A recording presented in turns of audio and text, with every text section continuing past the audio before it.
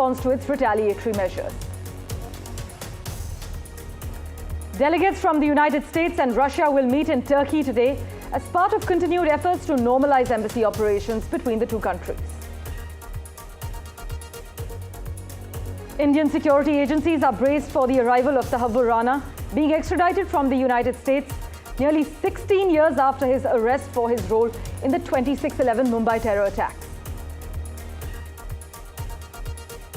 India and the United Kingdom have agreed 90% of their free trade agreement, businesses were told on a call with negotiators this week.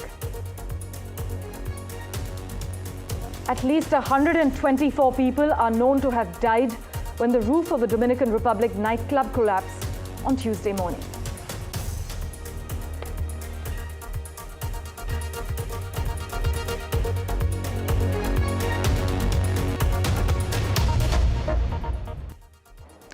Well, our big focus for days, Donald Trump and his White House team had insisted that they were fully committed to their decision to impose these sweeping reciprocal tariffs on dozens of countries.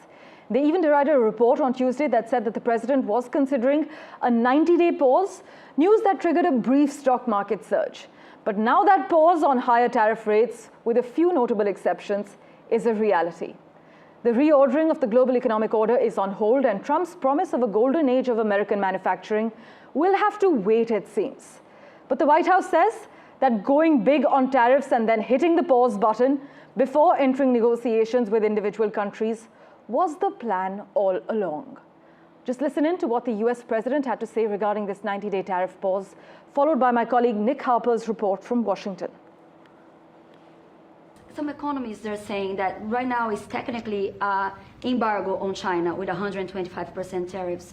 Are you concerned of escalation beyond the trade war with China? No, I'm not concerned. I think President Xi is a very smart guy, and I think we'll end up making a very good deal for both. But, you know, we've been treated so badly for so many years. Again, we allowed that to happen. We've been treated so badly for so many years. But no, I don't expect that. I think President Xi is one of the very smart people of the world, and I don't think he'd allow that to happen. And we're very powerful. A week of turmoil, a week of uncertainty, and a week of falling global markets. All of that changed this Wednesday when Donald Trump on social media said that he was changing course on tariffs, ending those reciprocal tariffs and instead returning to the baseline 10% against all countries around the world, except for against China. He said that he was increasing their tariff to 125%, really for the sole reason that they decided to retaliate and increase tariffs on US goods. Now, there was a suggestion from the White House that this was the plan all along. Scott Bessent, the Treasury Secretary, suggested that Donald Trump was the master tactician in all of this, that his plan had been to pause tariffs, and that was the strategy right from the outset. But Donald Trump himself acknowledged during a meeting with reporters at the White House on Wednesday that this plan came together very quickly on Wednesday morning, largely because of the turmoil on global markets. And the big problem we saw in the course of the last 24 hours, the impact on US treasuries and the bond market, and a very steep selling off of what is seen as a real safe haven for investors. And that really seemed to worry the White House. But there is a huge question about what comes next. For China, there is this potential of escalation of the trade war. We could see more retaliatory moves from China as Beijing decides that it will retaliate with tit-for-tat efforts against the United States.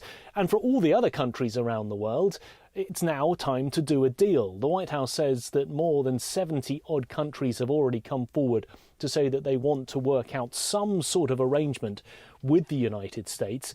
But it's unclear if that will happen in this 90-day pause period, and if it happens, what exactly the terms will be for those other countries, because the US is saying it's going into this from a position of strength, where it has the upper hand at the negotiating table.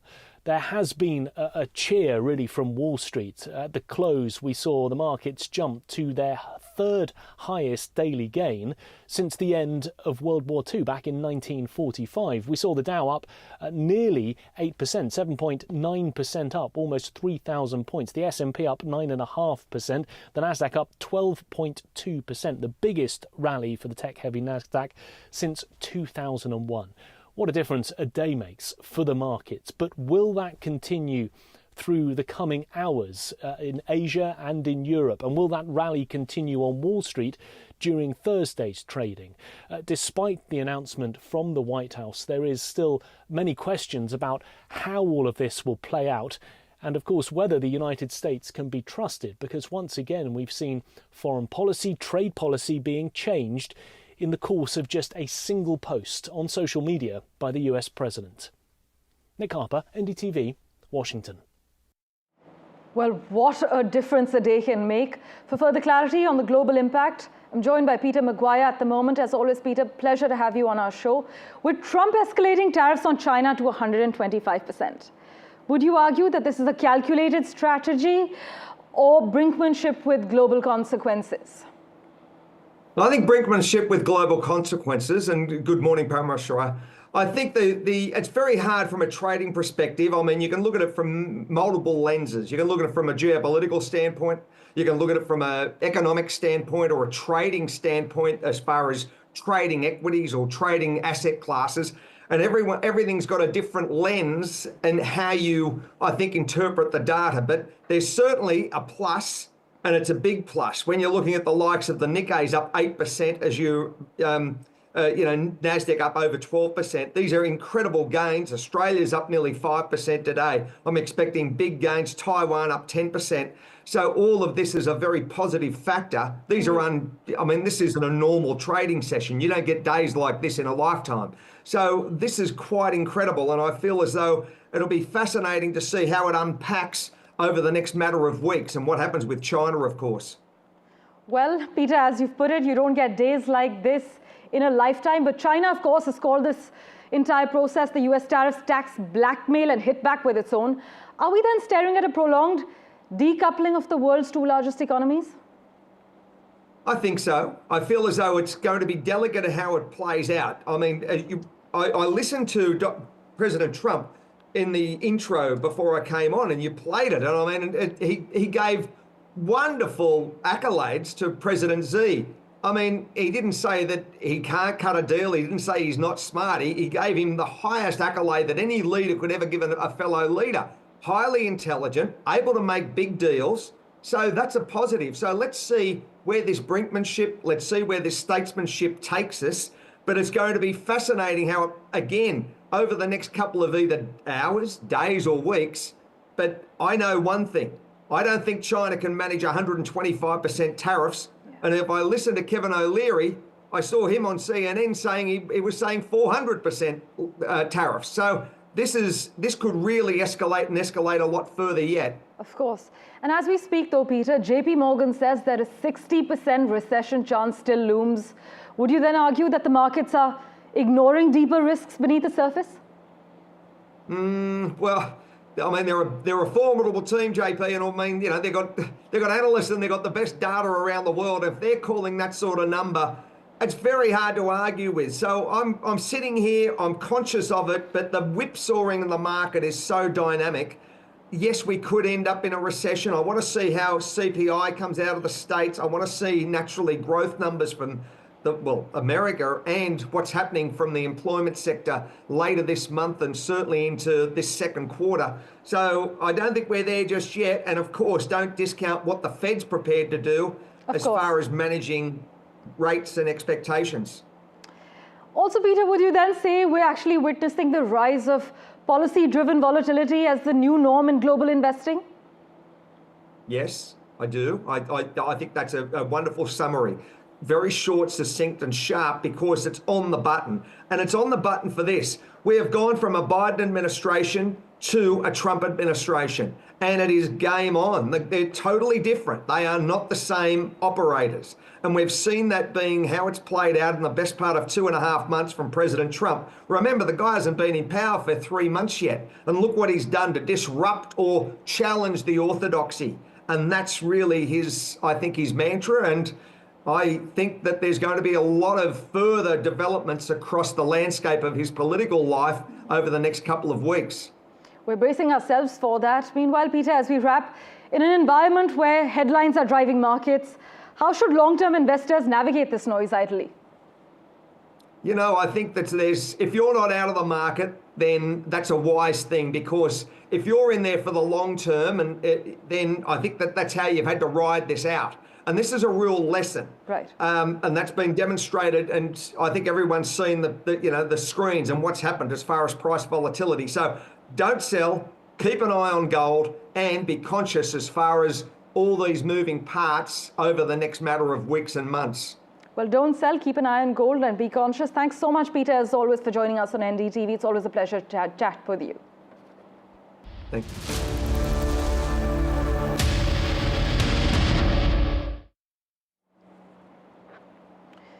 And let's turn our attention to the other big story we're tracking. Indian security agencies have braced for the arrival of Tahavvur Rana today. He's being extradited from the US nearly 16 years after his arrest for his role in the 26/11 Mumbai terror attacks.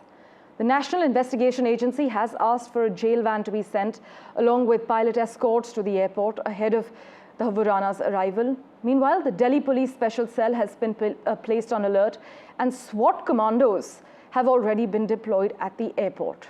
In fact, on Wednesday, the Union Home Minister Amit Shah held a meeting with the External Affairs Minister Dr. Jaishankar, as well as the National Security Advisor Ajit Doval, to discuss the preparations. So today is the day that Tahavvur Rana will be brought back after 16 years from the United States. In fact, the sentiment among survivors, among the families of the victims, has been of relief that he is being held accountable. Currently, we're being told that Indian security agencies braced for Tahavvur Rana's arrival. He's being extradited from the US nearly 16 years after his arrest for his role in the 26/11 Mumbai terror attacks. Late at night, the Home Ministry had issued a Gazette notification appointing a special public prosecutor for conducting the trial for 3 years. In fact, as you know, and I must take you through the Headley-Rana link, they met for the first time at military school in Pakistan. Headley moved from the US to Pakistan in the 2000s, is what we're given to understand. Headley then attended a Lashkar training camp in Pakistan. He returned to the US in 2005. Now he meets Rana, he shares the details of the Lashkar links. Headley and Lashkar use Rana's business as a front, as we have been covering. Tahavvur Rana helps Headley secure a business visa. Headley then visits India and Pakistan between the year 2006 and 2008. Rana is being held accountable for providing logistical support to Headley. And in October 2009, Tahavvur Rana and Headley were arrested. My colleague Ghazali has been tracking the finer developments for us. Ghazali, take us through the latest details. So it is expected that around noontime, Tahavvur Rana will be landing here in Delhi. All the security agencies, including NIA and other sister agencies in India from Mumbai, have landed here in Delhi. It is expected that he will be put up in Delhi for a few days so that his interrogation and investigation can start.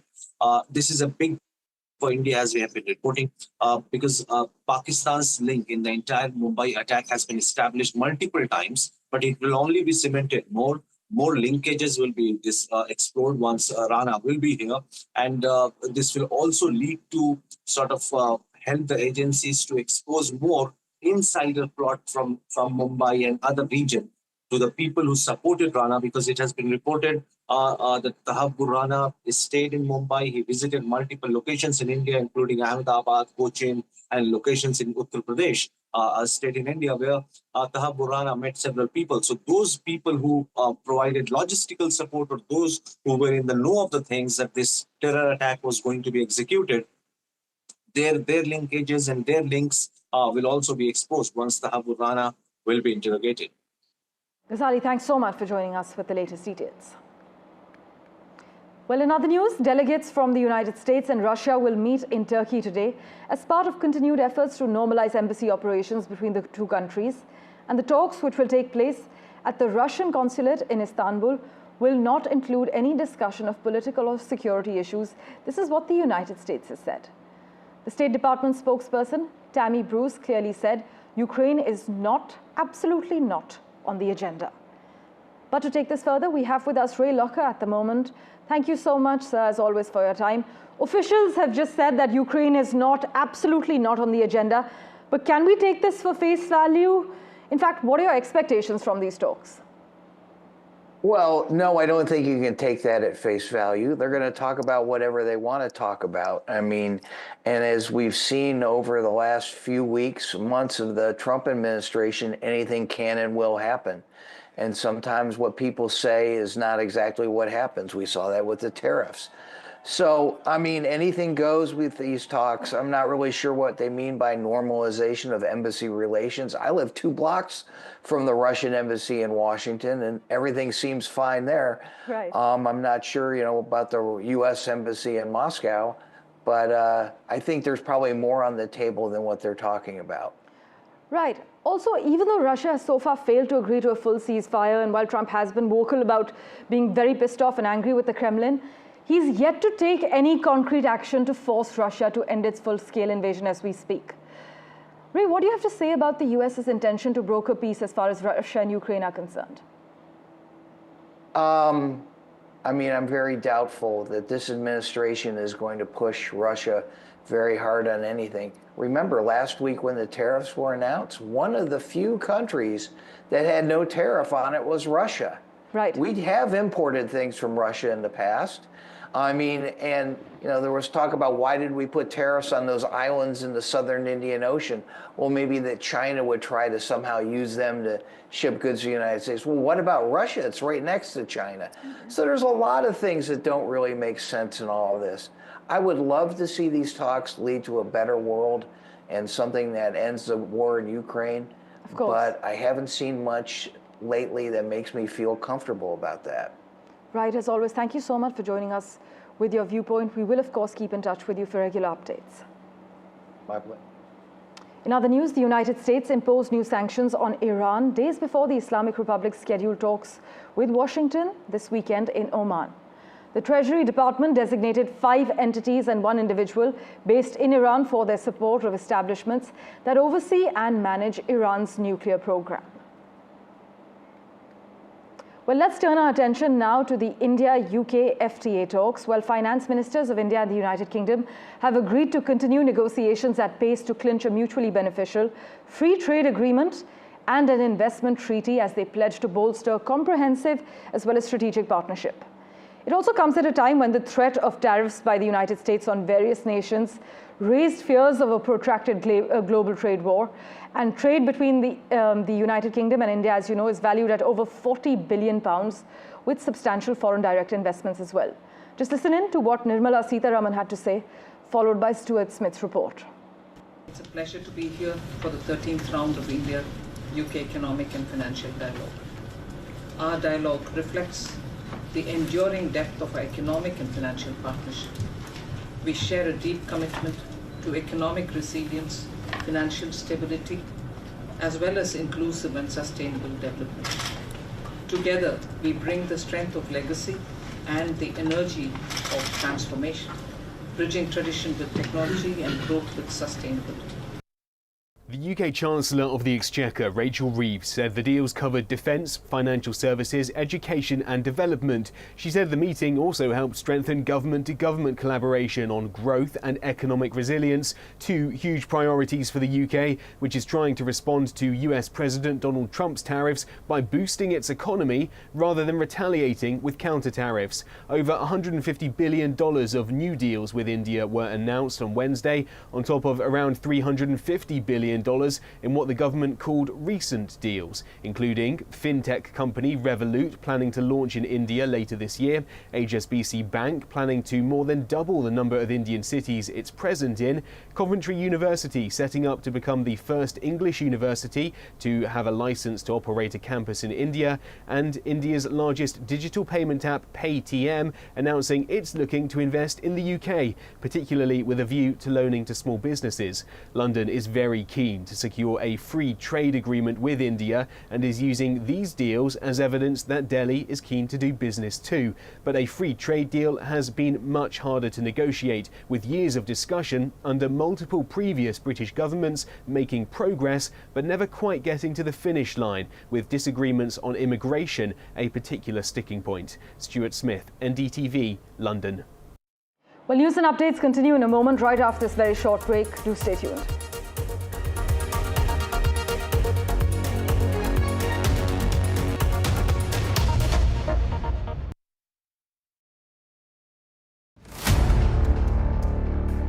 By all of these auditors.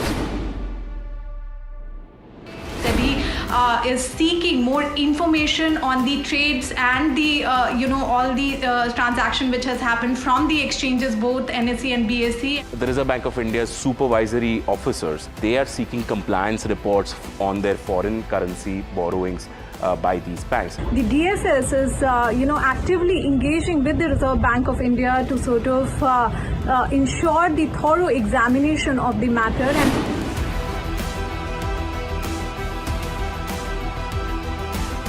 IndusInd Bank, as part of its internal review, had found that certain aspects of its derivatives portfolio was not meeting the standard that was set by the Reserve Bank of India.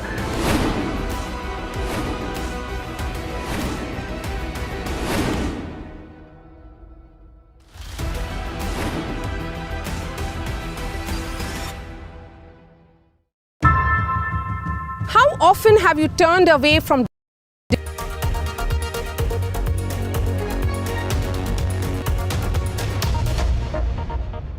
Well, let's get you the latest from Canada now, where a CBC poll says the NDP is projected to win only 4 seats nationwide. And as the new Democratic Party heads for a dismal outcome in the federal election later this month, its Indo-Canadian leader Jagmeet Singh has expressed optimism that he will retain his own seat in the House of Commons. By the way, the NDP is running short on funds and popular backing, with Mr. Singh having to use a bus for campaigning as other leaders fly around the country. And that bus journey has been mocked by some on social media as Mr. Singh's farewell tour. But to get in the latest from Canada, let's go across to Vancouver. My colleague Maha Siddiqui has been tracking the latest developments for us. Maha, we're given to understand that the NDP's Mr. Singh faces the stiffest challenge of his political career, but take us through all the developments we need to know. Yes, that's absolutely right. Projections are showing that people want their votes to matter. And for that, they are likely to vote either the Conservatives or the Liberals. They do not want to bank on a party which doesn't have a pan-Canada presence. And they do not want to give a weak mandate to a party because they believe that would weaken Canada's fight against the US, against the Trump administration in the trade war that we are seeing between the two countries. And that is why the NDP seems to be losing ground, because people, the voters here, are not seeing them as a favorable option. Now, this is the province of British Columbia, where the NDP had got the highest number of seats or the highest number of wins last time. And what is emerging now is that even Jagmeet Singh's own seat could be in trouble. He is from an MP from Burnaby Central, though when reporters had asked him yesterday about his own seat and whether he's confident of winning that, he, of course, responded saying that he's confident about it. But the numbers at this moment that are being projected for the NDP look pretty grim.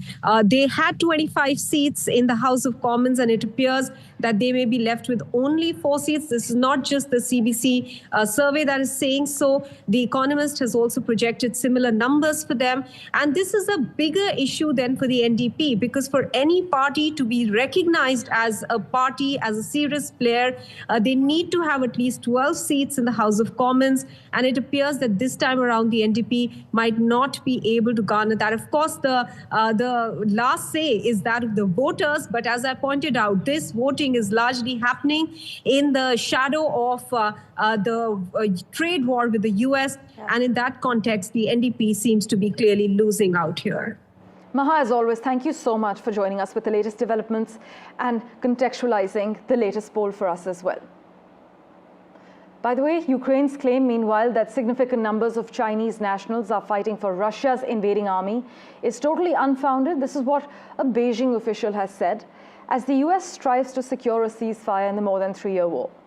Ukraine's President Volodymyr Zelensky has announced that the Ukrainian military had captured 2 Chinese men fighting alongside the Russian army on Ukrainian soil and had information that significantly more are with the Russian forces. It was the first time that Ukraine had made such a claim about Chinese fighters in their war. Thank you for investing your time in watching this edition of The World 24/7. As always, we'll keep tracking the latest updates for you. Do stay tuned.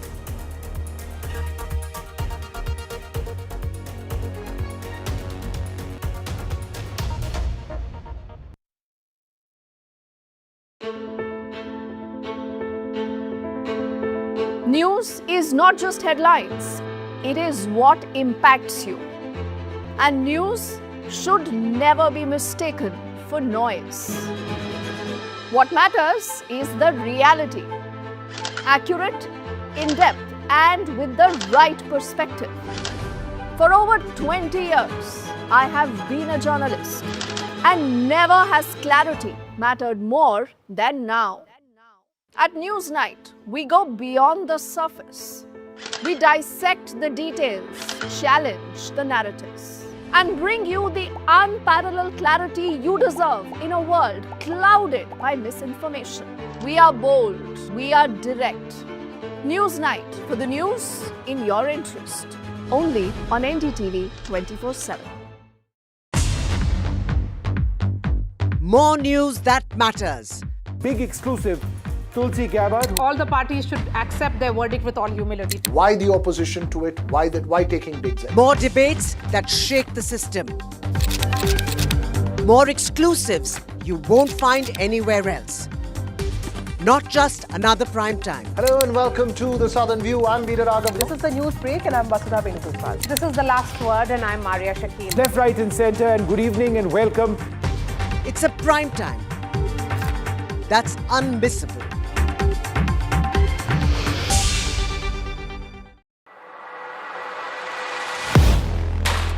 Do you really know the company you invest in? What is the real picture behind presentations and claims? Is the outlook as rosy as the company claims? Know Your Company, powered by NDTV Profit Research, shines a light on the biggest stock market movers.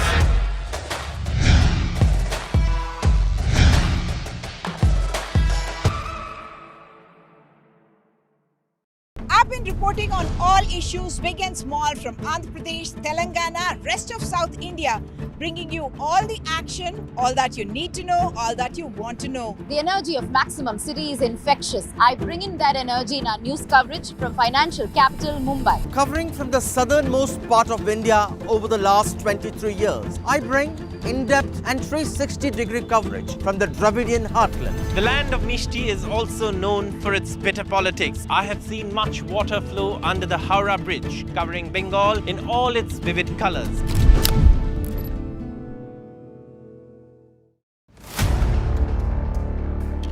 By all of these auditors.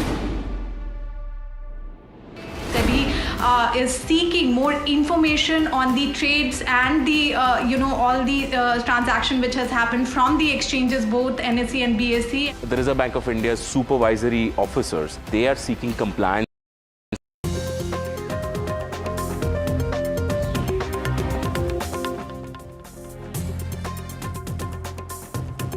A very good morning. You're watching The Breakfast Show on NDTV 24x7. I'm Divya Wadhwa. We have a whole lot lined up for you, including that plane that's about to land in New Delhi that's carrying Sahabur Rana, the mastermind behind the 26/11 attacks in Mumbai. He's going to be landing here in Delhi this afternoon. We're going to get you all the details as to what happens after he sets foot on Indian soil. Where is he going to be taken? All the details of what happens next. But first, let's get you the headlines.